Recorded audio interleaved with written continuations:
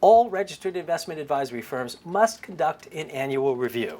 The requirement appears clearly under Advisors Act Rule 2064-7B, the compliance rule. The requirement shall occur no less frequently than annually and examine the adequacy of the policies and procedures established by the firm. I'm IA Watch publisher Carl Ayers. Although the SEC requires you to do an annual review, how you do one is up to you. Take some tips from one of your peers who has come up with a process that's sound and well documented.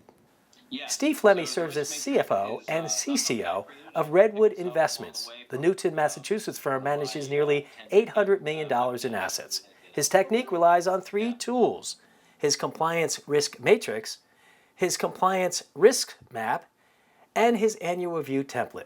It all begins with assessing your firm's compliance risks. This is a deep dive into all the aspects of the business and the compliance risks that might come up, from marketing, performance advertising, to business continuity plan, to succession planning, to the ADV 1 and 2. By doing this annually, you're reassessing if there's been any changes in the business. Here's an example of the risk matrix Flammey uses. Find more risk matrices at iawatch.com. Flammey next maps his risks. I'm looking at not only the frequency of the risk, but I would say the magnitude of the risk. It's a combination of recognizing that some risks, such as marketing, might happen more frequently than others, but the magnitude of the risk might be different. Performance advertising has a lot of inherent magnitude. If you get that wrong, you could be committing fraud. But if your organization doesn't do a lot of advertising, that risk might be less frequent than others.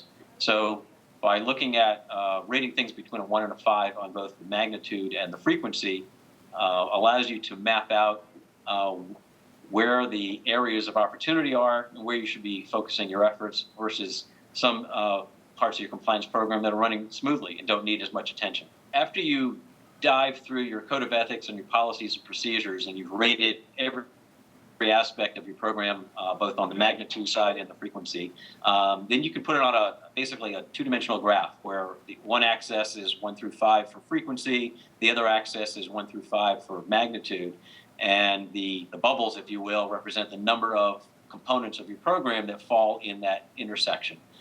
Things that are rated both a 4 and a 5 on either axis is going to be a red dot, a red bubble. That's an area that you need to give more attention to, might need more resources, and you want your senior management team to know this is where I'm focusing. And then in the opposite corner, things that have a frequency of 1 and a low risk of 1 or 2 will be shaded green.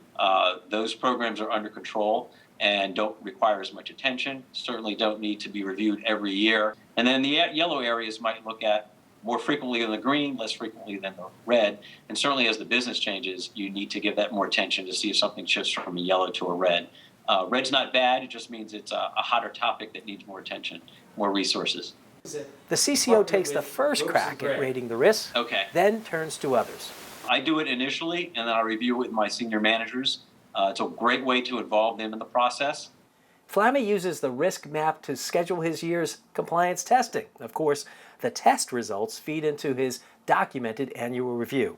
Here is the template Flammey uses for his annual review. The template is the report I'm providing to my managing partners. It's an assessment of all of the work I've done for the prior year, and it culminates in the annual review. And it's a section by section of the components that I want to bring to their attention for this year in the annual review.